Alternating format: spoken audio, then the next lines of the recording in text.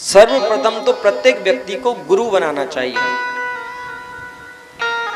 क्योंकि प्रयक्षति गुरु प्रीतो वैकुंठम योगी दुर्लभम। जो वैकुंठ योगियों के लिए भी दुर्लभ है, सहज में प्राप्त नहीं होता।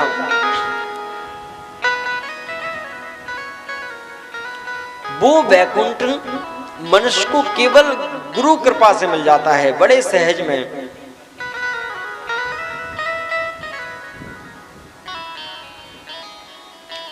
जब भगवान श्री राम ने बाली को बाण मारा तो बाली ने भगवान से कहा कि प्रभु, आपका अवतार तो पृथ्वी पर धर्म की रक्षा के लिए हुआ है, आपने मुझे बाण मार करके किस धर्म की रक्षा की?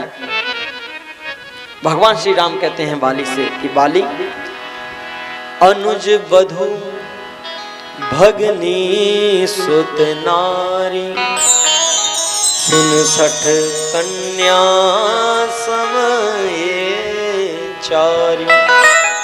भगवान श्री राम कहते हैं कि अनुज वधु भगनी सुत नारी,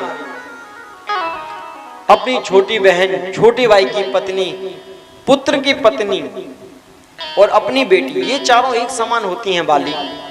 और तुमने अपने छोटे भाई की पत्नी को अपने पास अपनी पत्नी बना करके रखा, इस कारण बस मैंने तुझे मारा है।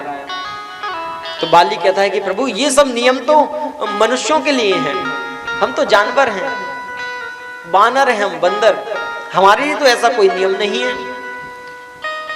भगवान ने कहा कि अरे, इसने तो मेरी बात ही काट दी। भगवान कहते हैं, नहीं बाली, जब तुम मुझसे तुम सुग्रीव से युद्ध करने के लिए आ रहे थे तो तुम्हारी पत्नी तारा ने तुम्हें रोका था कि मत जाओ। तुमने उसकी आज्ञा की अवहेलना की, उसकी बात नहीं मानी, इसलिए मैंने तुम्हें मारा। तो बाली कहता है कि प्रभु, जिन परम ब्रह्म को देखने के लिए देवी देवता भी तरसते रहते हैं, वो परम ब्रह्म के दर्शन करने से मुझे मेरी पत्नी रोके, मैं कैसे रुक जाऊं? भगवान बाली को देखते ही रह गए कि अरे, तो मेरी बात ही काट दे रहा है। भगवान ने कहा बाली से, बाली तुम चिंता मत करो, मैं तुम्हें मरने नहीं दूंगा, अभी तुम्हारे प्राण रोकता हूं, अभय करूं तन राखूं प्राणा। बाली कहा सुन कृपा निधाना। बाली कहता है कि प्रभु,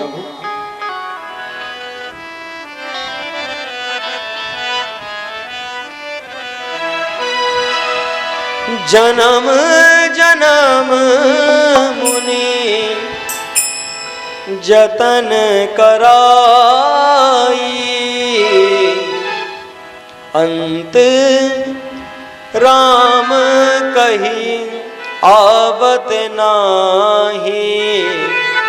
बाली कहता है कि प्रभु, जन्मों जन्मों तक मुनि लोग यत्न करते हैं, आपके नाम का जप करते हैं, अभ्यास करते हैं कि अंत समय में आपका नाम मुख से निकल जाए, लेकिन आपका नाम निकलता नहीं है मुख से। और आप मेरे समक्ष खड़े हैं, मेरे सामने खड़े हैं, और आप कहते हैं कि मैं तेरे प्राणों को रोक रहा हूं, मुझे मरने नहीं देंगे, ऐसा क्यों प्रभु? मैं नहीं रुकूंगा। तो जो भगवान लोगों के ध्यान में नहीं आते, शेष गणेश महेश दिनेश सुरेश हो जाए निरंतर ध्यावे, सभी देवी देवता आपको ध्यान में लाने के प्रयास करते हैं, लेकिन आप किसी के ध्यान में नहीं आते, और वो आप मेरे सामने खड़े हैं भाई प्रभु, तो मैं कैसे ना मरूं?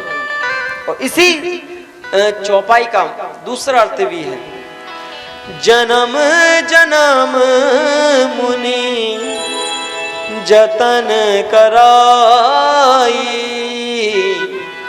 अंत राम कही आवत नाही, अंत राम कही आवत नाही।